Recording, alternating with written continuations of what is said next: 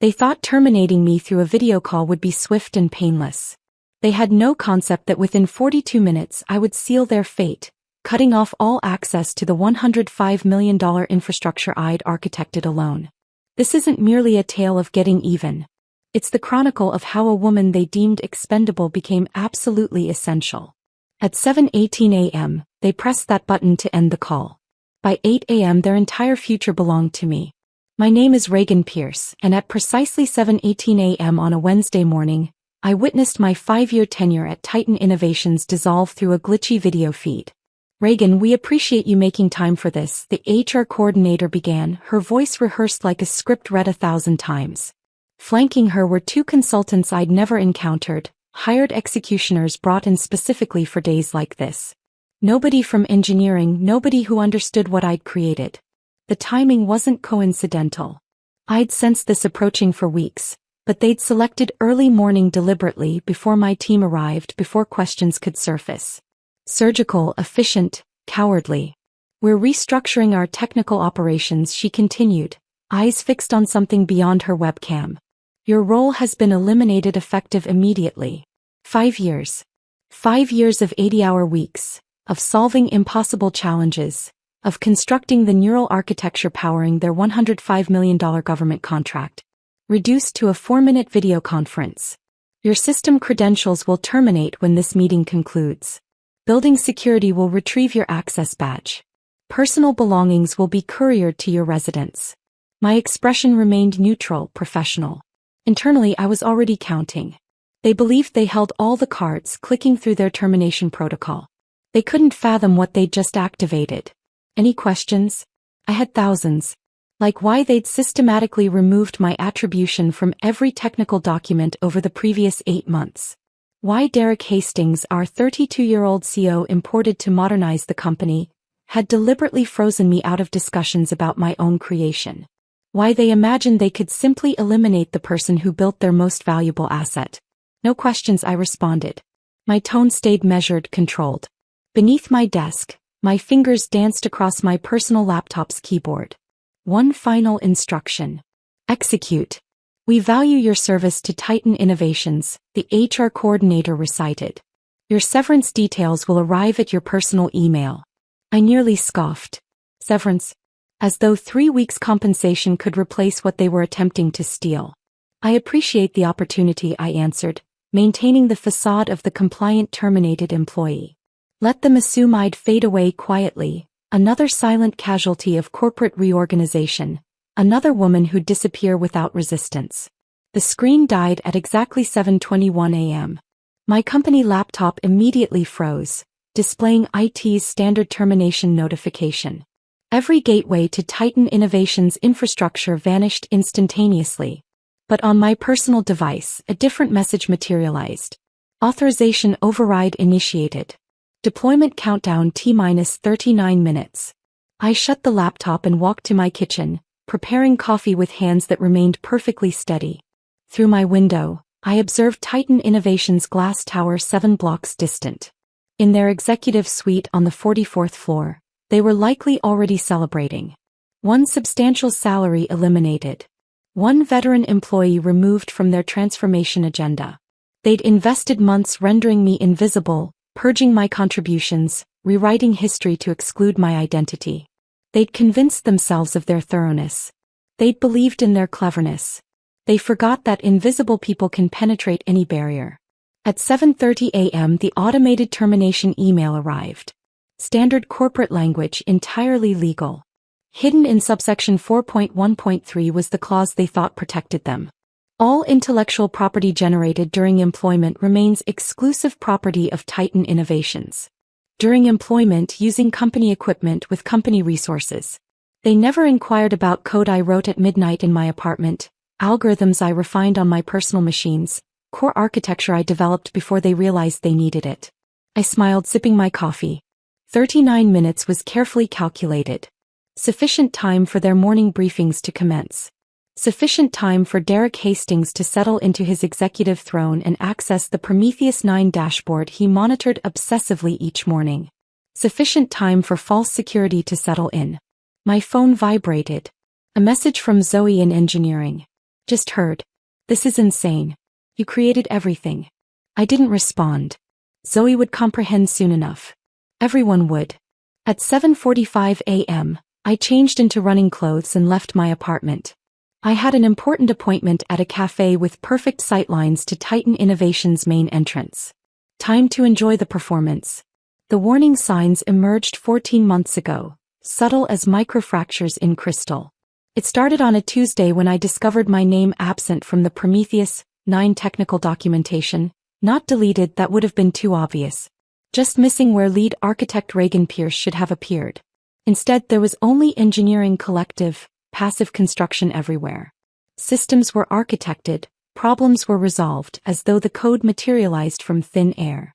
I'd captured screenshots then, assuming it was simple oversight. Owen from documentation probably forgot the update. These things occur. I sent a polite reminder. Thanks for flagging this, Owen responded. Legal requires team-based attribution now. New policy. New policy. The first deception always arrives wrapped in bureaucracy. By month 2, meeting schedules began shifting. The 9:30 a.m. Thursday architecture review, my meeting, the one I'd facilitated for 3 years, moved to 8:45. Scheduling conflict, they explained. I couldn't accommodate the new time. I had a recurring client consultation. Within days, decisions about my own systems were happening without my involvement. We didn't want to burden you, Derek Hastings explained when I confronted him.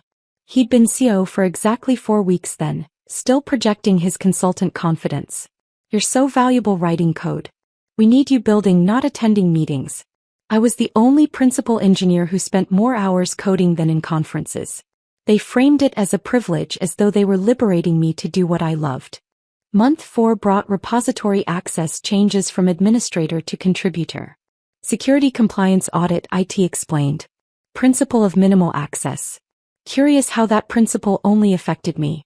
Month 7 introduced Liam Hayes as senior technical consultant. Liam, who pronounced cache as cache-I and once asked if Ruby was a new version of Python. Liam, who suddenly possessed administrator access to repositories I'd created from nothing. I began documenting everything differently after that, not the official documentation being sanitized, my name scrubbed from version histories, my annotations reassigned to system account. No, I constructed my own archive. Every design choice, every algorithm, every breakthrough achieved at 2 a.m. when I was solving problems they didn't know existed. The Prometheus 9 contract was a $105 million defense initiative for adaptive logistics optimization.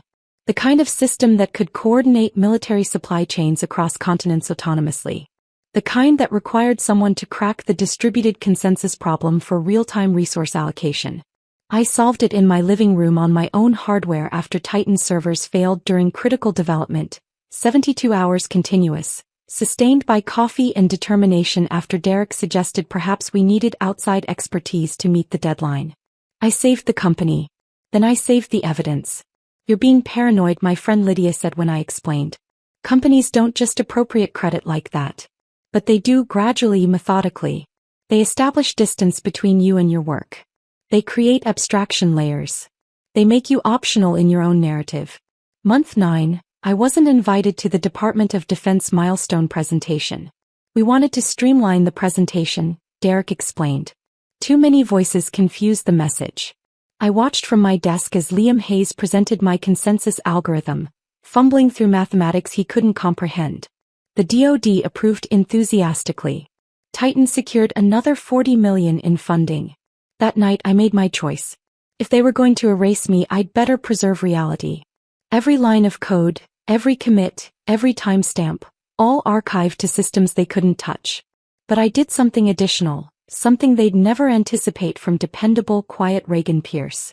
I started examining my employment contract, truly examining it, and I discovered the vulnerability they'd left. Probably because their attorneys never imagined anyone would work the way I did. Section 8.4. Intellectual property created using corporate resources during standard business hours becomes property of Titan Innovations. Corporate resources. Standard business hours. The core algorithm, the essential foundation of Prometheus 9, was born at 2:23 a.m. on a Sunday on my personal workstation in my bedroom. I had the version control records to prove it. I had the timestamps. I had the power bills confirming I was working from home. Month 11, they relocated my workspace to the auxiliary building. Space optimization. I was now physically invisible too. Month 12, Derek stopped acknowledging me in corridors. Month 13, the Zoom invitation for an urgent HR discussion. They thought they'd been extracting me from the system gradually, carefully. They didn't realize I'd been constructing my own framework the entire time. A perfect replica of everything they assumed they owned. I wasn't paranoid. I was prepared. And in exactly 36 minutes, they'd learned the distinction. When they began erasing my identity, I started documenting my own truth.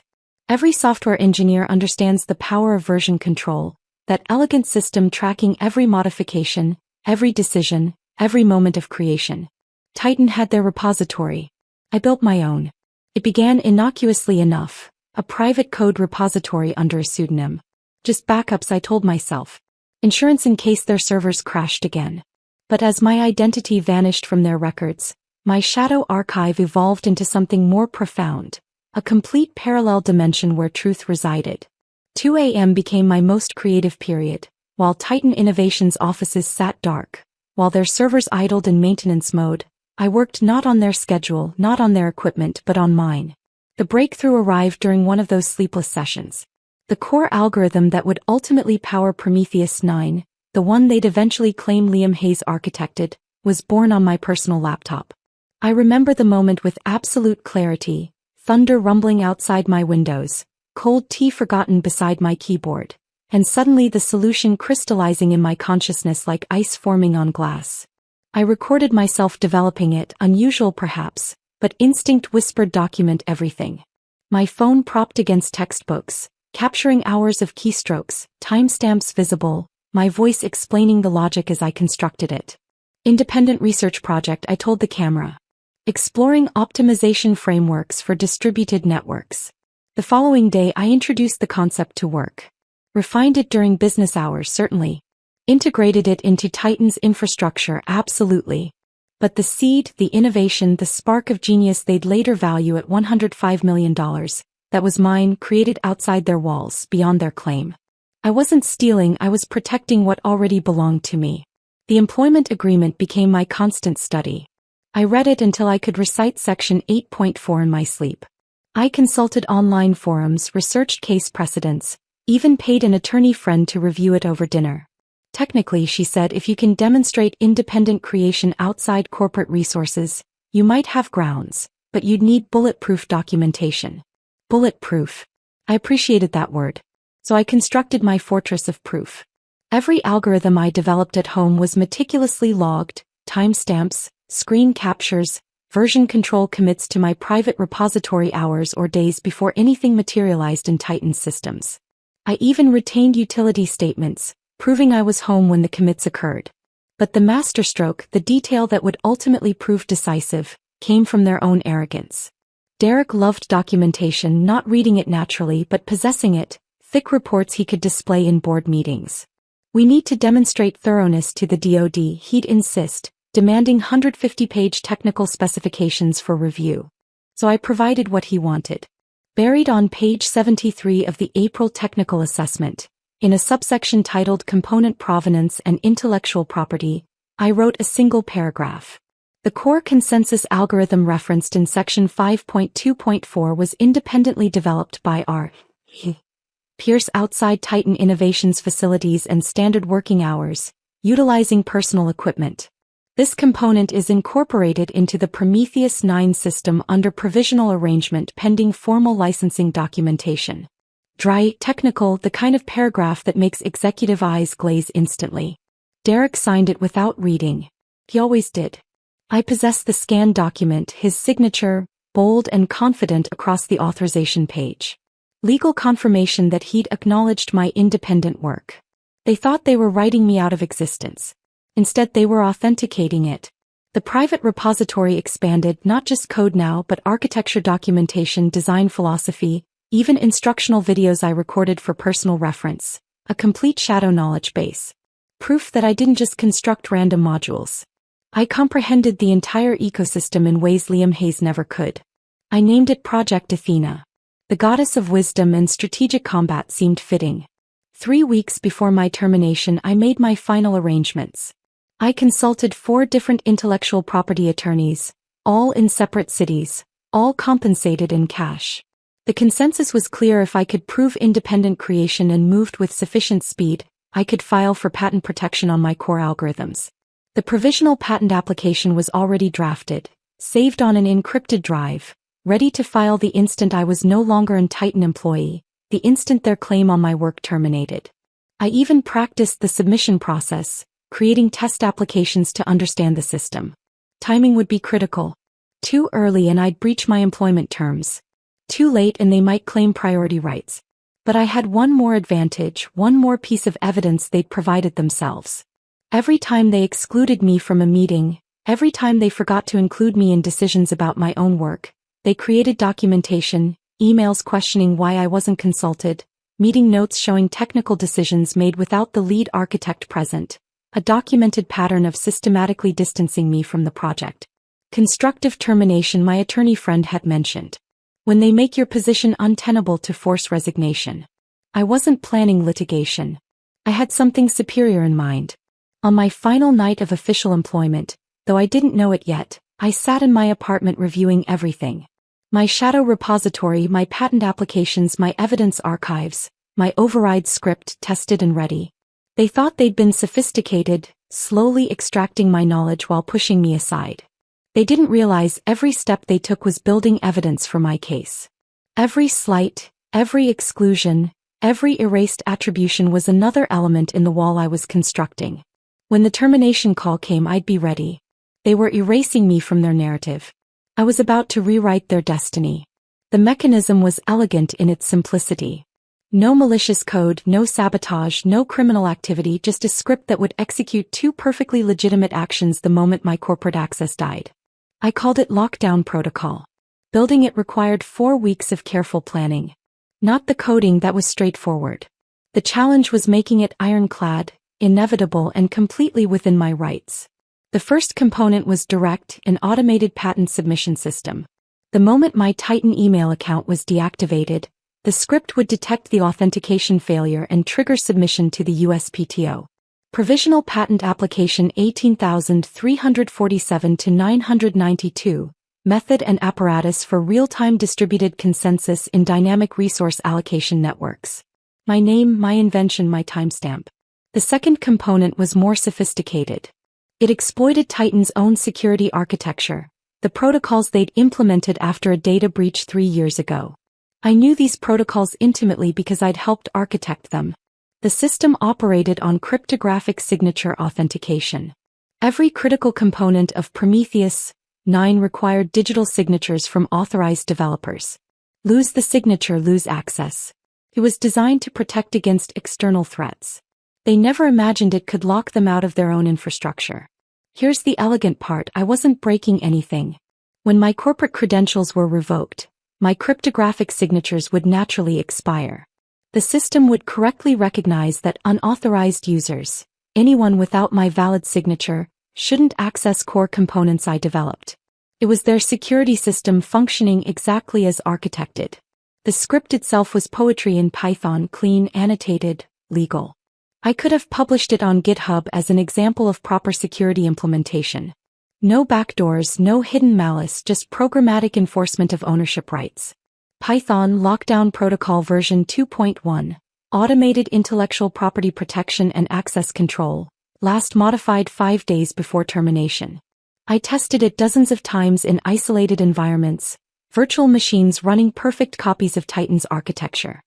Every test ended identically: the moment authentication failed, the patents filed and the system locked. Reversible theoretically, certainly, but only with my cooperation. The integration was the delicate part. I couldn't simply upload Lockdown Protocol to company servers, that would be sabotage. Instead, I wove it into the authentication system during routine maintenance, a few extra lines here, a modified function there, all documented in commit messages. Enhanced security protocols for intellectual property compliance. Liam Hayes even approved the merge request. Looks solid, he'd commented, not comprehending a single line. But code was only half the mechanism. The other half was legal documentation, and for that I had an unwitting accomplice, Derek Hastings himself. Every month Derek demanded technical assessments, comprehensive documents detailing system architecture, recent updates and crucially, component ownership. He wanted to impress the board, demonstrate how organized his leadership was. So in my final report, I gave him exactly what he wanted, pages of dense technical documentation that would make any executive's eyes water. And buried within it, like a needle in a meticulously organized haystack, were the elements that would seal their fate. Page 51, Authentication Protocols updated to ensure compliance with intellectual property designations. Page 73, Core Consensus Algorithms, see Appendix K, developed independently by R. E. Pierce, integrated under provisional licensing terms. Page 108, System Access Contingent on Valid Cryptographic Signatures from Contributing Developers. Derek's signature on that report would become my evidence. He'd acknowledged in writing that I developed key components independently, that access required my valid signatures, that the system operated under provisional licensing. He signed it on a Thursday afternoon, barely glancing at the pages. I observed him from across the office, his expensive pen gliding across the authorization page. One signature, $105 million worth of consequences. The final piece fell into place 5 days before my termination. During a routine security update, I pushed the last components of lockdown protocol into production. The beauty was that it wouldn't activate until triggered, like a mine waiting for the right pressure. That night, I sat in my apartment and reviewed everything one final time. The script was live but dormant. The patent applications were loaded and ready. The documentation trail was complete. All I needed now was for them to pull the trigger. I actually smiled sitting there in the darkness. They'd invested so much energy pushing me out, never realizing they were pushing me exactly where I needed to be, outside their corporate structure, free from their employment claims, ready to assert my rights. The next morning I backed up everything one final time, not to steal, I was careful about that, only files I'd created independently, only code I could prove was mine. Let them audit my actions later. They'd find nothing but an engineer protecting her own work. I even sent myself a reminder email from my personal account to my corporate address. Remember to submit patent applications for independent projects. When investigators later reviewed my emails, they'd find that too, another indication that I'd always intended to protect my independent work. The mechanism was set not with malice but with precision, not to destroy but to preserve what was mine. They'd created a system where my contributions could be erased, where my work could be stolen with a few keystrokes and a signature. I'd simply ensured those same keystrokes would return everything to its rightful owner. Lockdown protocol wasn't revenge code, it was justice automated and waiting. All they had to do was terminate me. Tuesday arrived disguised as urgency, the way all corporate catastrophes do. Derek Hastings swept into the office at 7 a.m. earlier than usual. I watched from my desk in the auxiliary building as he strode past, expensive shoes clicking on polished floors, carrying the confidence that only comes from destroying things you don't understand. Emergency briefing in 20, his assistant announced over Slack. All leadership, critical announcement. But first, Derek needed his metrics. Every morning, identical routine: arrive, grab espresso, check the Prometheus 9 dashboard. He lived by those numbers: throughput rates, optimization percentages, system performance, metrics he could parade before the board without understanding what generated them. I pulled up my terminal and observed him remotely, not hacking. I still had legitimate access for another 72 hours, just watching as he settled into his $4,000 executive chair and opened his leadership dashboard. System operating at 98.7% efficiency, he'd tell someone on the phone within minutes. We're exceeding DoD benchmarks by 15%. As though he'd written a single line of code. At 7:15 a.m. sharp, the leadership meeting began. I wasn't invited, hadn't been invited to leadership meetings in 4 months, but Slack told the story. Major restructuring announcement, streamlining for agility, the corporate euphemisms for destruction. Zoe messaged me privately. They're eliminating 8 positions, all senior engineers, not just me. Then a purge.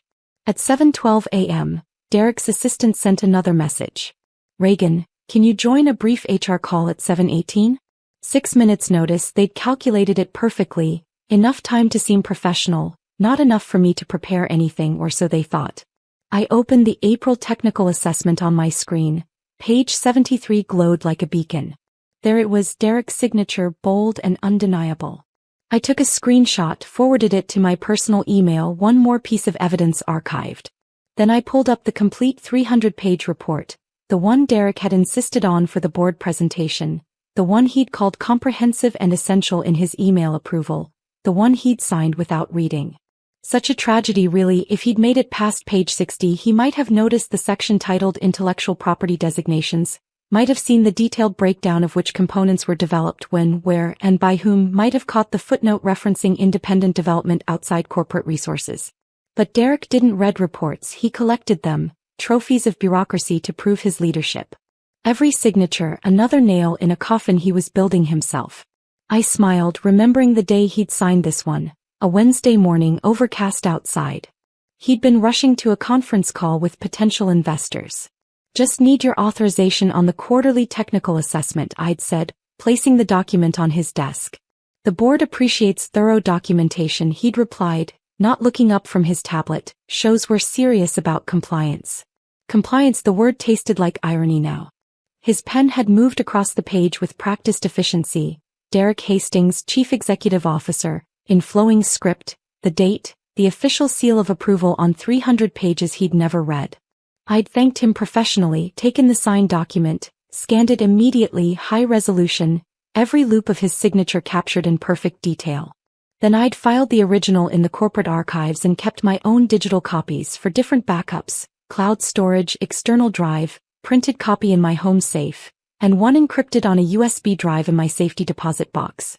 You're being excessive, Lydia had said when she saw me filing it. Though I'd corrected. The beautiful thing about Derek's signature wasn't just what it approved, but what it represented: legal acknowledgement, executive authorization, binding recognition of facts he didn't even know he was confirming.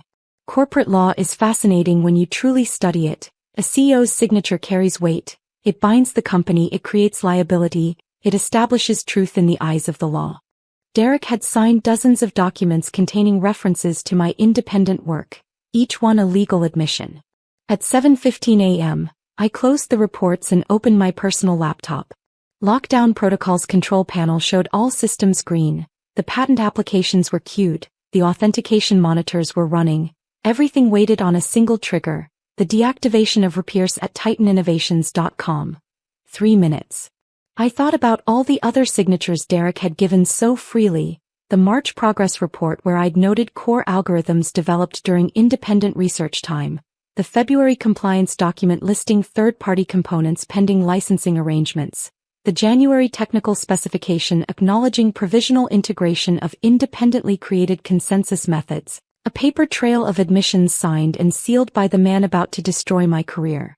He probably thought signatures were just formalities, corporate theater, the flourish at the end of meetings that meant he could move on to more important things. He never understood that in the world of intellectual property, signatures were weapons, and he'd handed me an arsenal. At 7:17 a.m., I pulled up one last document, an email Derek had sent to the board 8 months ago, boasting about Prometheus 9's revolutionary consensus algorithm. This groundbreaking innovation he'd written, developed by our engineering team, will define Titan Innovation's trajectory. Our engineering team, not Liam Hayes, not the consultants, our team when it suited him. I forwarded it to my personal email, evidence file number 319. The HR meeting notification blinked on my screen 1 minute. I looked at the signature on the April report one more time, clear, undeniable, legally binding. Derek Hastings had signed his name to the truth without ever reading it, had authorized his own downfall with an expensive pen and absolute confidence. The board appreciated documentation. They were about to discover exactly how much. 7:18 a.m. arrived. Time to see if Derek's signature was worth $105 million. 7:18 a.m. My corporate life ended with a click. 7:19 a.m. Lockdown Protocol detected the authentication failure and began its work. I sat in the cafe on 7th Street, laptop open, watching years of planning crystallize into 42 minutes of perfect execution. Through the window, Titan Innovations Tower gleamed in the morning sun, its executives oblivious to the digital storm brewing in their servers. The first phase triggered at 7:21 a.m. My personal system detected the email bounce from Repierce at titaninnovations.com and initiated the patent filing sequence. Documents I'd prepared months ago began their journey to the USPTO. Provisional patent application 18,347 to 992 filed. Timestamp recorded. Priority date established. By 7:25 a.m. the authentication cascade had begun. Every system I touched, every component bearing my cryptographic signature started requesting validation. The Prometheus 9 core modules, recognizing my credentials were invalid, began following security protocols to the letter. Invalid authentication token detected. Contributor signature expired. Access restricted pending valid credentials. I watched the logs scroll past on my monitoring dashboard. No alarms yet. The system was functioning exactly as designed, exactly as their own security documentation specified. When a contributor's credentials expire, their components become restricted, standard practice, completely reversible with the contributor's cooperation. 7:30 a.m. the first confused message appeared in the engineering Slack. Anyone else getting errors with the Prometheus consensus module? Then another core functions are throwing authentication failures. Liam Hayes chimed in, probably a certificate issue IT's investigating. I sipped my coffee and smiled. IT could investigate all they wanted. This wasn't a defect, it was a feature. 7:35 a.m. the patent filing confirmation arrived. Application received and time-stamped. Priority date established. Legal ownership of my algorithm now rested with me. Filed moments after my employment ended, clean, indisputable. Meanwhile, at Titan the cascade was accelerating. The consensus module's lockout had triggered dependencies throughout the system. Resource allocation functions began failing. Load distribution stopped responding. The entire neural network that made Prometheus 9 revolutionary was shutting down node by node. 7:40 a.m. Derek's assistant messaged the engineering channel. CEO wants immediate status on system issues. I pictured Derek in his office watching his precious dashboard flicker from green to yellow to red. Those beautiful metrics he loved to quote crumbling before his eyes. System efficiency dropping, response times spiking, his morning victory lap becoming a crisis management disaster. The beauty of lockdown protocol was its legitimacy. I wasn't destroying anything. The system was protecting itself, following protocols everyone had approved. When my signatures invalidated, the components I'd signed became untouchable. Digital assets protecting themselves from unauthorized access. 7:45 a.m. the panic escalated. This is affecting production environments. DoD integration tests are failing. We need all principal engineers in the command center immediately. All principal engineers except the one they just fired. I opened another window and watched as they tried standard recovery procedures. Liam Hayes attempting to bypass authentication. IT trying to restore from backups. Security teams checking for intrusions. All of them missing the fundamental issue: you can't access systems you don't own. 7:50 a.m. my phone rang, unknown number. I let it go to voicemail, then another call, this time from Zoe. Reagan, the entire system is locked, they're panicking. Derek's shouting at everyone, what's happening? Check page 73 of the April technical assessment. I told her the answer's been there all along. 7:55 a.m. the scope of the lockout was complete. Every core component, every consensus algorithm, every piece of revolutionary code that made Prometheus 9 worth $105 million, all protected behind cryptographic walls that recognized only one valid signature, mine. The government systems depending on Prometheus wouldn't fail. I'd made sure of that. Basic operations would continue, but improvements, modifications, updates, impossible without accessing the core, and the core now belonged to me. My phone buzzed with messages, missed calls accumulating. The unknown numbers were probably legal, or maybe Derek himself, though I doubted he'd lower himself to call a terminated employee directly. 7:58 a.m. an email arrived at my personal account from Titan Legal. Ms. Pierce, we need to discuss urgent technical matters regarding system access. Please contact us immediately. Urgent technical, not you're in trouble or cease and desist, they needed me. 7:59 a.m. I pulled up the final confirmation screen.